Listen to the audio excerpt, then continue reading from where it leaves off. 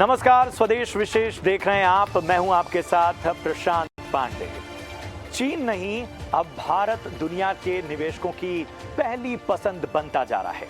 China one policy और निवेश को लेकर भारत में बदलते और बेहतर होते माहौल ने ऐसी जमीन तैयार की है जिससे भारत के वर्ल्ड मैन्युफैक्चर हब बनने का सपना अब ज्यादा दूर नहीं है।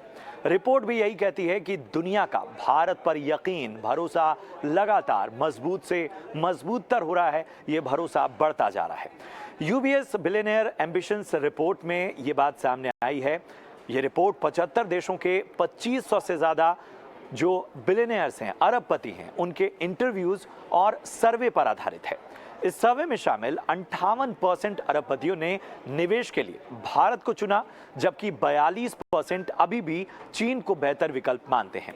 इसमें एनर्जी सेक्टर को लेकर बिलियनियर सबसे ज्यादा बुलिश है। इससे पहले कि हम इस उम्मीद को देखें और इसकी चुनौतियों पर बात करें, जरा आंकड़ों के जरिए समझते हैं कि ये सर्वे भारत के लिहाज से कितनी उम्मीदों भरा है। तो ये सर्वे साफ तौर पर कहता है कि जो अरबपति हैं वो अब भारत में अपने निवेश को पहली प्राथमिकता दे रहे हैं। अरबपतियों की पहली पसंद जो है वो भारत बनता जा रहा है। यूबीएस बिलियनियर एम्बिशंस रिपोर्ट की में ये बात सामने आई है। ये 2022 का पूरा कंक्लूजन है। 75 देशों के 2500 से अधिक अरबपतियों का इस रिपोर्ट में उनसे इंटरव्यू किया गया। अलग अलग पहलुओं पर उनसे पोल्स कराए गए और इसमें 58% जो बिलियनियर्स थे उन्होंने भारत को बेहतर माना किसी भी तरह के निवेश के लिए। 42% जो बिलियनियर्स थे वो ऐसे रहे जो अभी भी मानते हैं कि चीन ज़्यादा बेहतर स्थिति में है और चीन में वो निवेश करना पसंद करेंगे। यही नहीं, इसमें एक प्रोजेक्शन दिया गया कि अगले 5 साल में एशिया में निवेश की अपार संभावनाएं हैं और वहां भी भारत में ज़्यादा फोकस है। एनर्जी सेक्टर, जो ऊर्जा क्षेत्र है, इसमें सबसे ज़्यादा निवेश की इन अरबपतियों की तैयारी है। और इस विषय पर चर्चा के लिए हमारे साथ बेहद खास मेहमान जुड़ चुके हैं। सिद्धार्थ सान्याल साहब चीफ इकोनॉमिस्ट हैं बंधन बैंक से।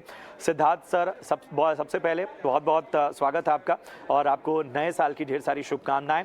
और इस नए साल में जब हम बात कर रहे हैं, जब हम देख रहे हैं इस उम्मीद भरी तस्वीर को, और मेरे ख्याल से आपने भी ये सर्वे, ये रिपोर्ट देखी होगी, तो ये बहुत बड़ी उम्मीद जताती है। लेकिन मेरा सवाल ये है कि जिस तरह का ये पिक्चर नजर आ रही है, ये क्या, किन फैक्टर्स की वजह से है? क्या चाइना को लेकर जिस तरह से पूरी दुनिया जो है वो चीन के मामले में जिस तरह से उसके रवैये के कारण लगातार परेशान रही है, क्या ये उसका असर है?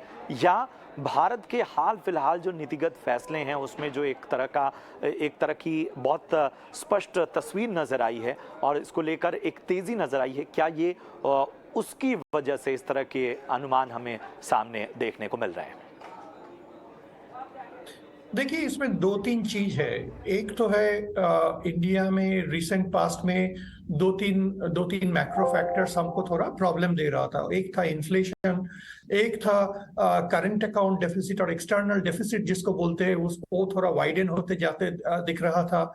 और उसके वजह से रुपी में थोड़ा सा प्रेशर दिख रहा था at some point of time in 2022। But अभी अगर हम लोग देखेंगे तो इन्फ्लेशन का प्रॉब्लम काफी कंट्रोल में आने को उम्मीद लग रहा है। आरबीआई का रेट हाइक जो होने का था, मोस्टली आरबीआई का rate hike most of it हो गया है ऐसा लग रहा है। करंट अकाउंट डेफिसिट जो थोड़ा वाइडनिंग था, अभी वो थोड़ा स्टेबिलाइज होने के लिए दिख रहा है। सो ओवरऑल करेंसी का ऊपर प्रेशर जो थोड़ा 2022 में था वो अभी कम लग रहा है। सो ओवरऑल हम देख रहे हैं जो प्रॉब्लम्स हम लोगों के लिए था 6 महीना पहले, inflation, higher interest rates as well as pressure on currency, ये सब चीज थोड़ा कंट्रोल में आ गया है।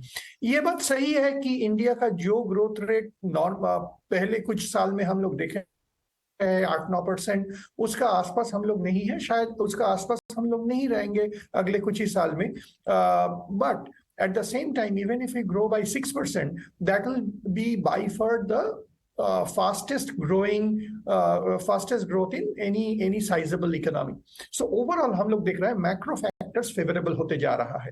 नंबर 2 है in case of India, political stability generally काफी काफी काफी क्लियर फैक्टर लग रहा है, एंड ओवरऑल पॉलिसी स्टेबिलिटी भी रिलेटिवली क्लियर है। फॉर एग्जांपल यूएस के लिए अभी भी इट्स नॉट वेरी क्लियर कि यूएस कितना रेट हाइक कर सकता है, वो लेके स्पेकुलेशन बहुत ज्यादा है। लेकिन इंडिया के लिए इस टाइप का स्पेकुलेशन रिलेटिवली कम है। और एक फैक्टर मैं बताऊंगा कि डोमेस्टिक इन्वेस्टर्स जो कि पहले स्टॉक डोमेस्टिक इन्वेस्टर्स का इंटरेस्ट इन स्टॉक मार्केट जितना था, अभी वो थोड़ा बढ़ते हुए लग रहा है। PF funds, provident fund, insurance fund, India का जो strong source of demand for Indian equities है, वो थोड़ा ज्यादा स्ट्रॉन्ग होने को दिख रहा है। So all this factors are actually supporting Indian equity market in the near to medium term.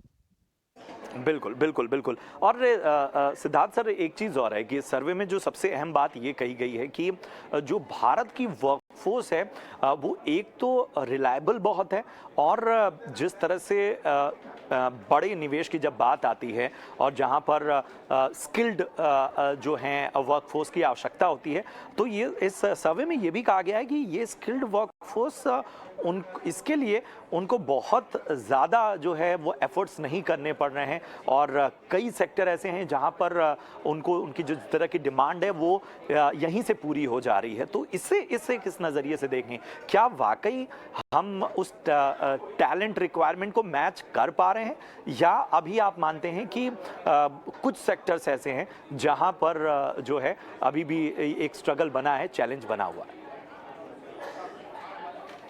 I think this particular factor is a mixed bag. अभी भी इसमें ऐसा है कि बहुत सारे थोड़ा स्किल्ड लेबर फोर्स जो है उसका सप्लाई इंडिया में काफी अच्छा रहता है normally.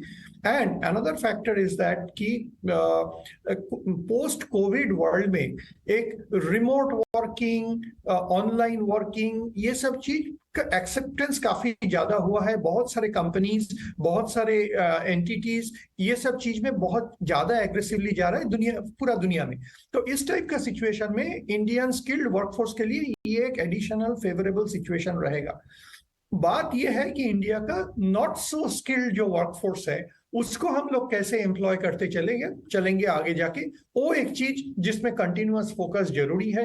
I think all this skill development mission, skill India mission, all these initiatives by the government, not only the central government, many a times from some of the local governments and state governments also, इस चीज में काफी focus आने को दिखने को मिला है लास्ट 5-10 साल में। सो ये चीज भी अगर फोकस में रहेगा तो पूरा वर्कफोर्स के लिए ये काफी फायदेमंद रहेगा आगे जाके।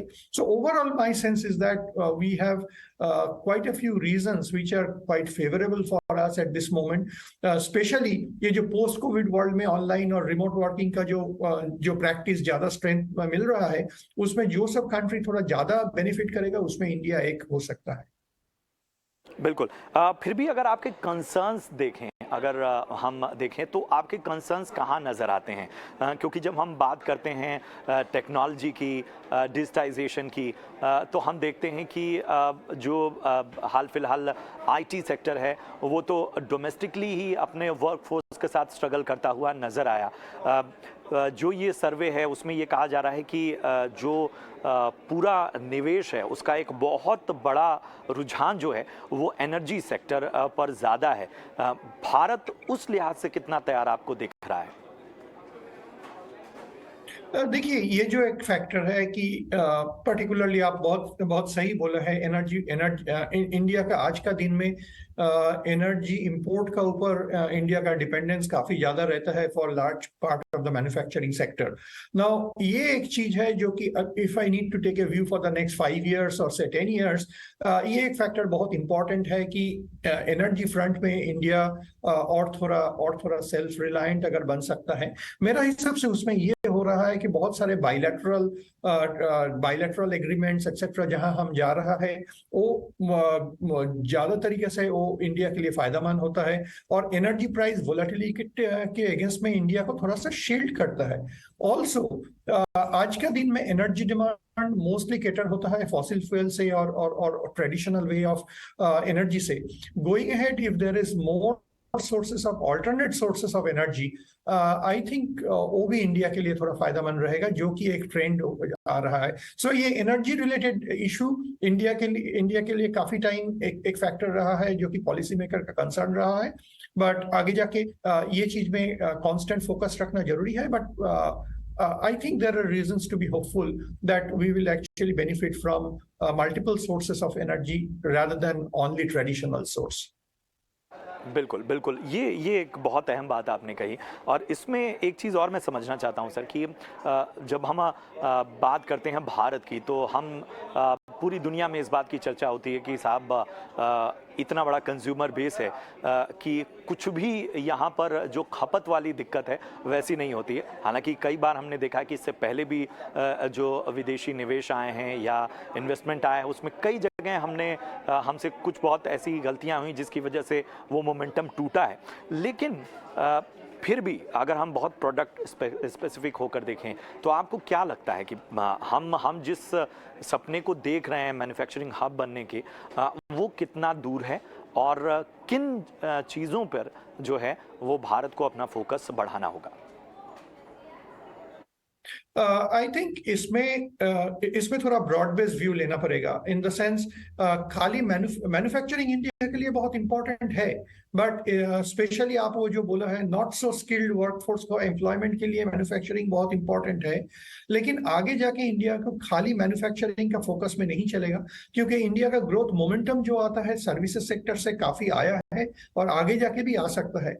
And at the same time also most probably India का जो एग्रीकल्चर सेक्टर है उसमें भी पोटेंशियल आज का दिन में है कि आज का दिन में जो प्रोडक्टिविटी लेवल है उससे ज्यादा प्रोडक्टिविटी लेवल होने का।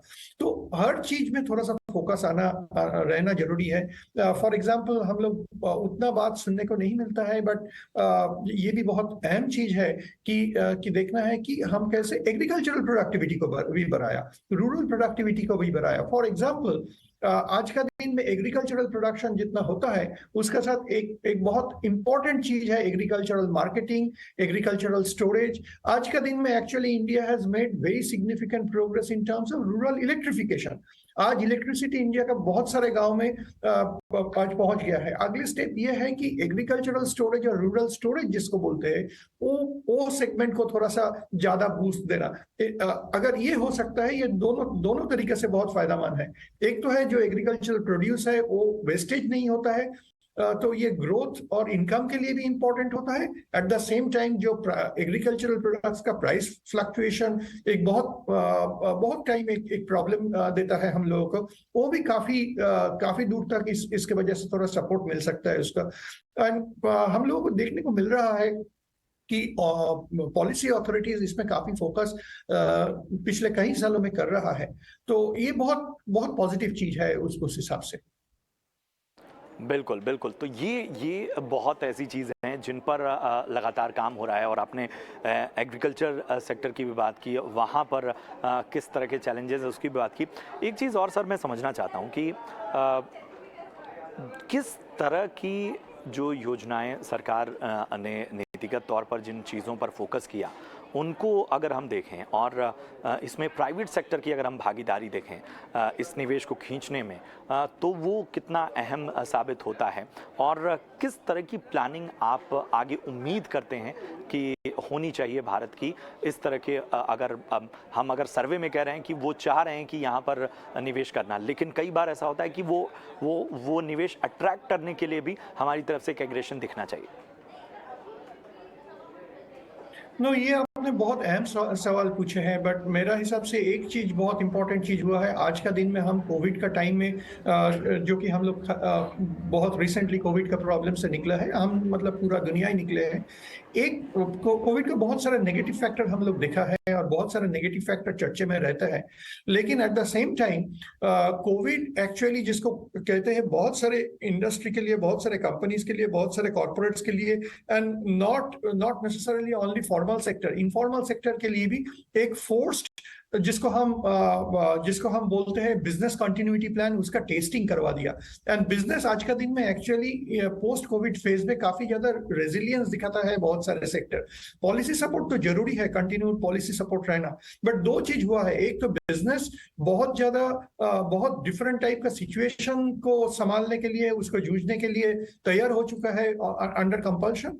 दूसरा ये है बहुत सारे बिजनेस का balance sheet actually has become cleaner and actually has become stronger in many cases. I mean, most probably going ahead, once the momentum of recovery becomes a little more visible, all these segments can actually help in terms of attracting more interest in terms of investment. Domestic investment bhi aa sakta hai, foreign investment bhi aa sakta hai.